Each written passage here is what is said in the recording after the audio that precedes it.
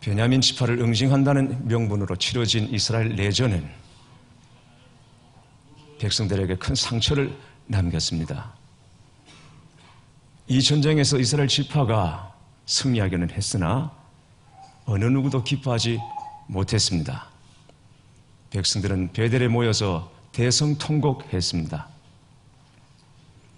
성경에서 12, 12이라고 하는 숫자는 굉장히 중요한 의미를 가집니다. 성경 읽어보면 10이라는 숫자를 의도적으로 강조하는 것을 볼 수 있습니다. 어떤 것이 있을까요? 12 지파가 있고요, 12 제자가 있고, 또 계시록에 보면 천국에 12 진주문이 있다고 그랬습니다. 그러니까 10이라고 하는 숫자는 성경에서 하나님의 백성의 수라고 보실 수 있습니다. 그런데 이스라엘 12지파 중에 한 지파가 거의 사라질 지경에 이르렀습니다. 이스라엘 백성들은 몰랐을 것입니다. 밤에 정신없는 불량배 몇몇이 몰려다니면서 사람들을 희롱하는 것이 이처럼 무서운 결과를 가져올 줄은 그들은 미처 몰랐을 것입니다. 그런데 눈앞에서 형제 지파 하나가 사라지게 된 것입니다. 그제야 후회하고 통곡했습니다. 사라질 위기에 놓인 이 형제 베냐민 지파를 어떻게 할 것인가? 사람은 물론이고 가축까지 다 멸절을 당하고 도망쳐 살아남은 자가 남자 600명, 그게 전부였습니다. 이스라엘 자손은 어떻게 했든지 베냐민 지파를 회복시키려고 애를 썼습니다. 방법은 단 하나, 그들에게 가정을 만들어주는 것입니다. 그런데 여기에 문제가 있습니다. 이스라엘 지파가 가나안을 응징할 때 크게 세 가지 맹세를 했습니다. 첫째는 베냐민을 완전히 응징하기 전까지는 자기 집으로 돌아가지 않겠다 하는 것과, 베냐민 지파에게는 자기의 딸들을 주지 않겠다는 것과, 그리고 베냐민을 응징하는 이 전쟁에 참전하지 않는 지파 사람들은 무조건 죽이겠다는 세 가지 맹세를 했습니다. 그들은 첫 번째 맹세에 따라 베냐민을 거의 멸절시켰습니다. 완전히 인종 청소를 한 것처럼 그렇게 되어버렸습니다. 그런데 너무 후회가 되는 것이었어요. 다시 회복시켜야겠는데 문제는 두 번째 맹세가 걸리는 것입니다. 자기의 딸들을 주지 않기로 한 것. 멸절 위기에 놓인 베냐민 지파를 다시 회복시키려면 그들에게 아내를 주어서 가정을 이루게 해야 하는데 딸을 주지 않겠다는 것이거든요. 딸을 주지 않겠다는 것은 그들을 이방인 취급하겠다는 것과 같은 것이었습니다. 그렇다고 이방 여자를 데려와서 가정을 이루게 하는 것은 이건 용납할 수 없는 일이었어요. 이러지도 못하고 저러지도 못하고 깊은 딜레마에 빠지게 된 것입니다. 그러다가 생각 끝에 한 가지 묘책이 떠올랐습니다. 세 번째 맹세가 기억났습니다. 이 베냐민 전쟁에 참여하지 않는 사람들, 참전하지 않는 사람들은 무조건 죽인다는 맹세가 기억난 것입니다. 그래서 전쟁에 참전하지 않은 지파를 찾아봤더니 야베스 길르앗이 참전하지 않았습니다. 아마 그들은 동족을 치는 전쟁에 나가고 싶지 않았기 때문일 것입니다. 그래서 야베스 길르앗을 쳐서 모든 남자들과 처녀가 아닌 여자들을 다 죽입니다. 남은 처녀 400명을 데리고 와서 베냐민 사람들에게 아내로 주었습니다. 그러나 아직 여자가 부족합니다. 남은 200명에게 어떻게 아내를 얻어줄 것인지 이스라엘의 걱정이 계속되는 것입니다. 고민하다가 한 가지 또 다른 방법을 찾아냈습니다. 이스라엘 백성들이 매년 실로에서 여호와의 절기를 즐깁니다. 축제일입니다. 그때 실로의 처녀들이 나와서 춤을 추는 거예요. 춤추는 여자들 중에 200명을 납치해서 너희들의 아내로 삼으라고 이스라엘 백성의 장로들이 제안을 하는 것입니다. 그래서 축제일에 포도원에 숨어 있다가 역시 춤추는 여자들이 나왔거든요. 그 여자 200명을 보쌈해서 자기 아내로 삼아서 가정을 이루게 된 것입니다. 어디까지나 납치를 당한 것이지 자발적으로 땅을 준 것이 아닙니다. 그러니까 베냐민의 문제도 해결했고 자기들의 맹세도 지킨 것이 됩니다. 그래서 뭐라고 말합니까? 22절에 너희에게 죄가 없을 것임이니라. 여인들을 납치했다고 해서 너희들에게 죄가 있는 거 아니다. 면죄부를 스스로 주어버렸어요. 23절, 24절 말씀을 보시기 바랍니다. 일이 다 정리가 됐죠? 베냐민 자손이 그같이 행하여 춤추는 여자들 중에서 자기들의 숫자대로 붙들어 아내를 삼아 자기 기업으로 돌아가서 성읍들을 건축하고 거기에 거주하였더라. 그때 이스라엘 자손이 그곳에서 각기 자기의 집과 자기의 가족에게로 돌아갔으니 곧 각기 그곳에서 자기의 기업으로 돌아갔더라. 무슨 말입니까? 아무 일 없었던 것처럼. 한바탕 전쟁에 소용돌이가 몰아쳤음에도 불구하고 600명의 아내를 주고 난 다음에 아무 일 없었던 것처럼 자기 기업으로 돌아가고 성을 짓고 그리고는 일상에 빠져들었다는 것이죠. 아주 평화로운 것처럼. 그러나 하나님은 뭐라고 말씀하십니까? 25절에 그때 이스라엘에 왕이 없으므로 사람이 각기 소견에 옳은 대로 행하였더라. 하나님의 뜻과는 상관없는 일이라는 것입니다. 하나님 없이 각기 스스로 왕이 되어서 결정한 일이라는 것입니다. 맹세를 했으니까 자기들의 자존심은 지키면서 그리고 문제는 문제대로 해결한 것입니다. 그런데 그 문제를 해결한다는 것이 뭡니까? 또 다른 폭력, 다른 사람들을 죽이는 것으로 그 문제를 해결한 것이었어요. 화가 화를 부르고 죄가 더 큰 죄를 부른 것입니다. 우리는 어떤 문제가 생기면 이 일이 어디서 일어났는지, 어째서 일어났는지 그걸 생각하기보다는 무조건 빨리 해결을 하려고 합니다. 그러나 여러분, 쉽게 찾은 답은 대부분 다 오답이라는 것입니다. 문제를 빨리 해결하는 것보다 더 중요한 것은 바르게 해결하는 것입니다. 이스라엘은 너무 쉽게 답을 찾으려고 했습니다. 여러분, 살아가다가 우리에게 어떤 문제가 생기면 거기에는 반드시 하나님께서 뭔가 말씀하시는 것이 있습니다. 하나님은 우리에게 환경을 통해서 말씀하십니다. 그래서 성급하게 해결책을 찾거나 다른 사람의 잘못을 찾는 데 급급할 것이 아니라 하나님께 무릎 꿇고 자신을 철저히 돌아보는 기회로 삼아야 할 것입니다. 그러니 이스라엘 백성이 해야 될 것은 이런 꼼수가 아니라 하나님께 회개해야 했던 것입니다. 하나님께서 그렇게 맹세하라고 했습니까? 하나님이 요구하셨습니까? 세 가지 맹세 하나님이 원하신 것입니까? 베냐민을 응징하기 전까지는 우리 집으로 가지 않겠다. 하나님이 요구하셨습니까? 그들에게 딸을 주지 말라고 하나님 말씀하셨습니까? 전쟁에 참전하지 않은 사람들은 어떤 사람이든 다 죽이라고 하나님께서 말씀하셨습니까? 아닙니다. 말씀에 근거한 것이 아니었습니다. 자기들이 맹세한 것입니다. 엉터리 맹세입니다. 그게 엉터리 맹세였으면 하나님께 회개하고 딸들을 주면 되는 것입니다. 하나님께서 그렇게 하라고 명령하신 것이 아니었어요. 자신들의 열심이었어요. 자신들이 맹세한 것이었어요. 말씀에 근거한 것이 아니었습니다. 그렇다면 하나님 앞에 무릎 꿇고 철저히 회개하고 멸절 위기에 놓인 베냐민 지파를 위해서 자기 딸들을 주면 되는 거였습니다. 그런데 여러분, 사사시대의 문제는 회개해야 할 때 회개하지 않고 계속해서 잔머리를 굴리고 있더라는 것입니다. 어느 목사님이 목사 안수를 받을 때 아버지가 당부를 했습니다. 목사가 되어서 목회할 때 감사합니다. 잘못했습니다. 이 중심을 잊지 말아다오. 그리고 그 말을 아끼지 말아다오. 감사합니다. 잘못했습니다. 그런데 나중에 보니까 그게 잘 안 되더라는 것입니다.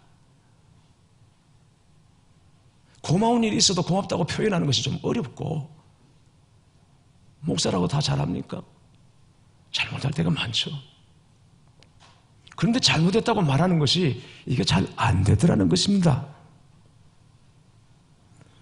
목회를 하다 보니까 기도하고 또 신방하고 양육하느라고 어떨 때는 말씀 준비를 제대로 못하고 강단에 설 때가 있었습니다. 어느 날 하루 종일 신방하고 양육을 하고 기도하고, 그리고는 강단에 섰는데 그날 레위기 강해를 했습니다. 레위기 강해. 레위기에 보니까 소화라는 말이 나왔습니다. 소화, 불로 태운다는 뜻이죠. 불로 태워. 그런데 그 소화를 불로 태운다는 것으로 해석하지 않고 밥을 먹고 소화시키는 것으로 해석을 해서 말씀을 전했습니다. 잘못한 거죠.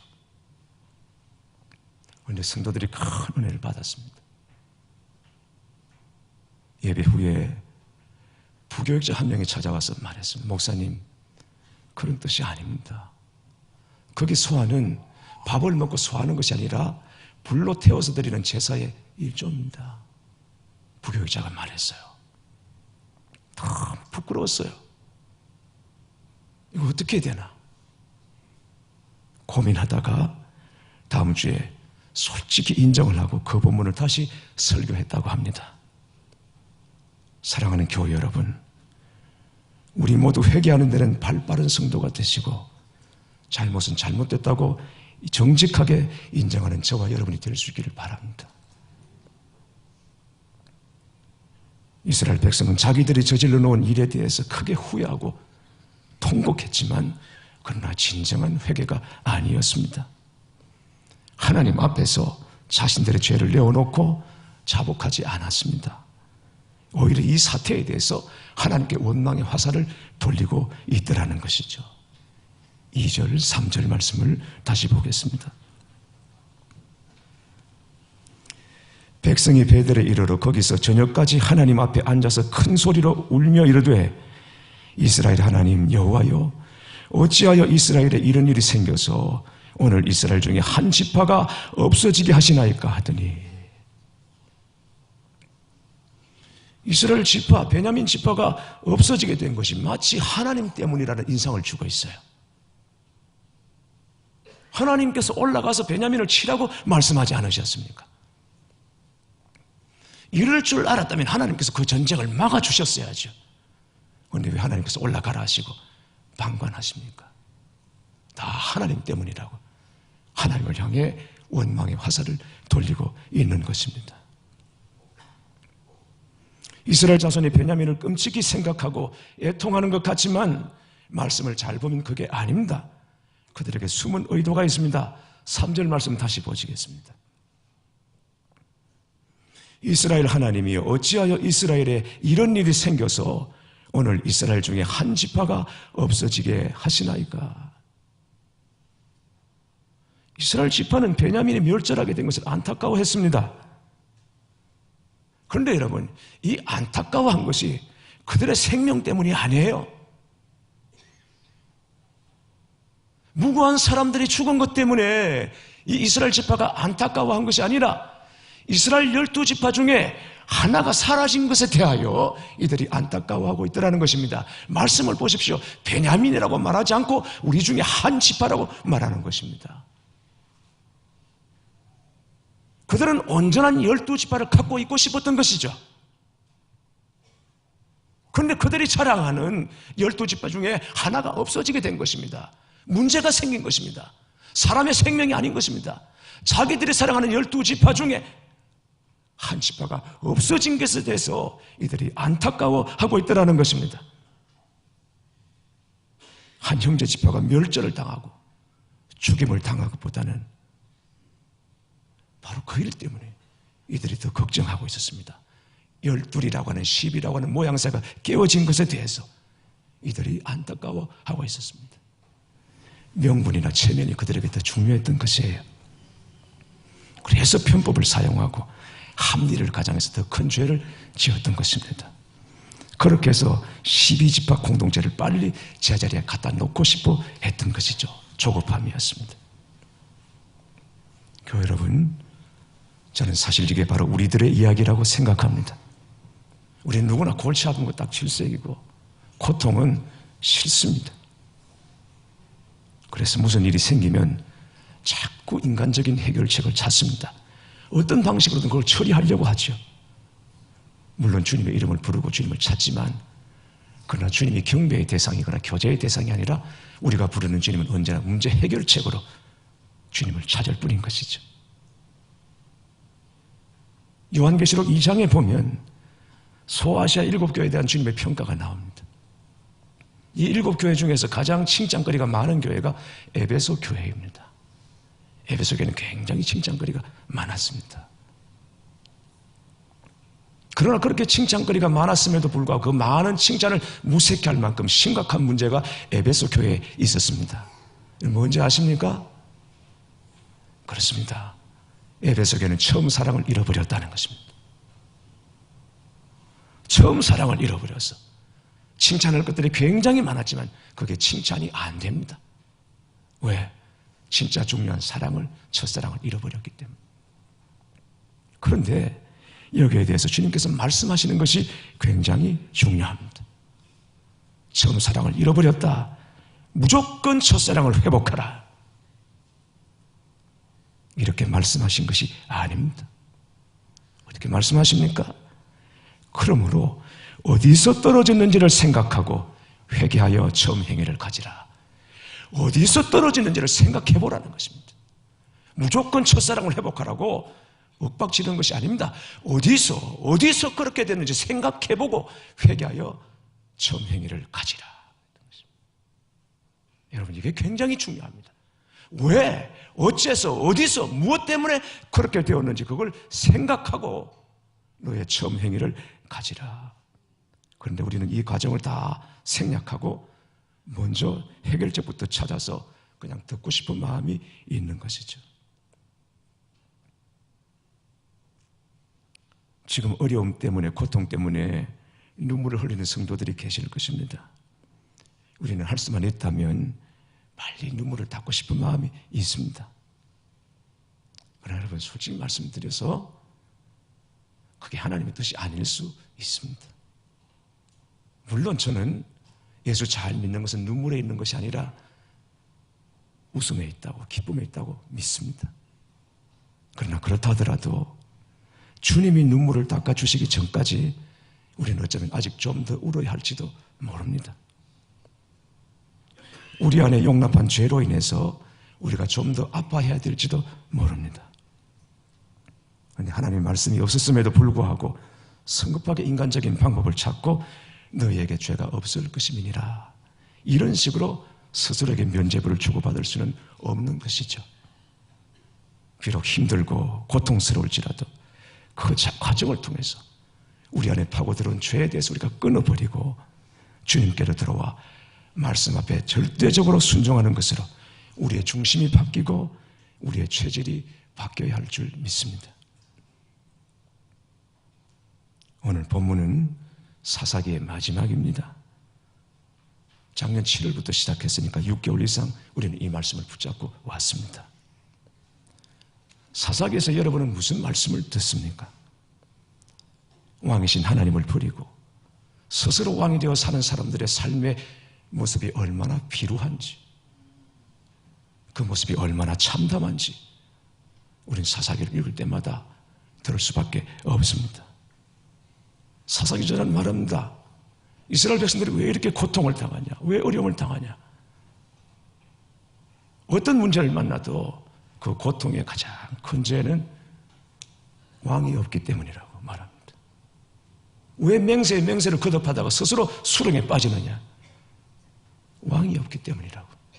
다 왕이 없어서 되어진 일이라고 사사기자는 그렇게 말하고 있습니다. 그러나 사사기 진짜 메시지는 그게 아닙니다. 그때나 지금이나 우리에게 왕이 있다는 것입니다.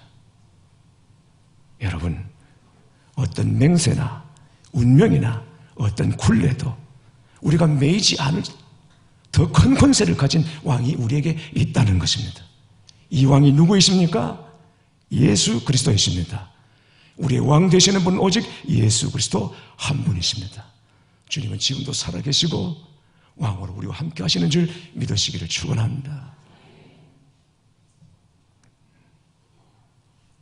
어느 퇴역 장군의 이야기를 읽었습니다. 그분은 육군 본부교회 장로님이셨습니다. 은혜 삼군 사관학교 졸업식이 열리던 날이었습니다. 졸업식 마치고 당시 대통령이셨던 박정희 대통령이 참석하는 칵테일 파티가 있었습니다. 파티 자리에서 대통령께서 술잔을 내밀며 말했습니다. 자, 이 잔은 대통령이 하사하는 술이니 받으시오. 당신 이 잔을 받지 않으면 옷벗을 각오하시오. 그러자 장군은 그 자리에서 벌떡 일어났습니다. 부동자세로 대통령을 향하여 거수 경례를 한 뒤에 이렇게 대답했습니다. 각하, 저는 교회 장로입니다. 제가 이 나라와 대통령을 위해서라면 이 한 목숨까지 바칠 각오가 되어 있습니다. 그런 각오로 군인 생활을 하고 있습니다. 그런데 충성과 술은 아무 관계가 없습니다. 이 술은 마시지 않도록 하겠습니다. 행사장에 둘러앉은 좌중이 물을 끼얹은 듯 조용해졌습니다. 여러분 상상을 해보십시오. 대통령도 멋쩍어서 그 자리를 그냥 피해버렸습니다. 그런데 놀라운 일이 그 뒤에 벌어졌습니다. 옷을 벗을 줄 알았던 장군은 며칠 지나지 않아서 대통령이 특명으로 군단장으로 영전을 하게 됩니다. 사관학교 동기 중에서 가장 먼저 별넷을 다는 장군이 되어 대장이 되었고, 그리고 육군 참모총장이 이어서 나중에 감사원장으로 재직하게 됩니다. 가나안 농군학교 김용기 장로님에 대해서는 일화가 워낙 많아서 웬만한 이야기는 여러분 다 아실 것입니다. 여기에도 박 대통령이 등장하십니다. 어느 날 대통령께서 수행원들을 데리고 가나안 농군학교를 오셨어요. 식사 시간이 되어서 밥을 먹는데 대통령께서 먼저 수저를 들었습니다. 그때 김용기 장로님이 말했습니다. 각하는 이 나라의 지도자십니다. 그러나 여기서는 제가 지도자입니다. 그럼 제 말에 따라주시면 좋겠습니다. 저희들은 밥 먹을 때 그냥 먹지 않고 이걸 주신 하나님께 감사 기도하고 먹습니다. 제가 기도할 때니까 각각 손을 좀 모시고 눈을 감으십시오. 그리고는 식기도를 하는데요. 여러분 식기도 얼마 하십니까 여러분? 얼마 하세요? 예천관에 가보니까 거의 10초 수준이더라고요. 10초 수준. 네. 장로님이 길게 기도를 했습니다. 수행원들의 얼굴이 하얗게 질려버렸습니다. 그런데 며칠 뒤에 청와대에서 리어카 100대가 왔어요. 쓰라고 온 것입니다. 근데 여러분 참 멋있죠. 김용기 장로님 그 100대 중에 한 대만 가지고 나머지는 돌려보내 진짜 필요한 데 보내라고 돌려보냈던 것입니다. 그때부터 가나안 농군학교는 우리나라 고위 공무원들의 교육장으로 필수 코스가 되었던 것입니다. 교회 여러분 정말 멋있습니다. 사실은 그리스도인들이 이렇게 살았습니다. 왕 없이 각자 왕인 것처럼 행세하는 이 세상에서 왕의 백성으로 살았던 사람들의 이야기인 것입니다. 왜 우리에게 왕이 필요합니까? 예수님 우리의 잘못된 운명의 고리와 한평생 우리를 따라다니는 맹세와 저주들과 과거의 실수와 잘못들을 단 한마디로 끝장내실 수 있는 분이시기 때문에 우리에게 예수님이 필요한 것입니다. 예수님 안에서 이전의 모든 것은 다 지나가는 것이 되고 마는 것입니다. 사랑하는 교회 여러분, 왕 없는 세상에서 왕의 백성으로 하나님의 백성으로 살아가시는 저와 여러분 우리 모두가 될 수 있기를 주님의 이름으로 축원합니다.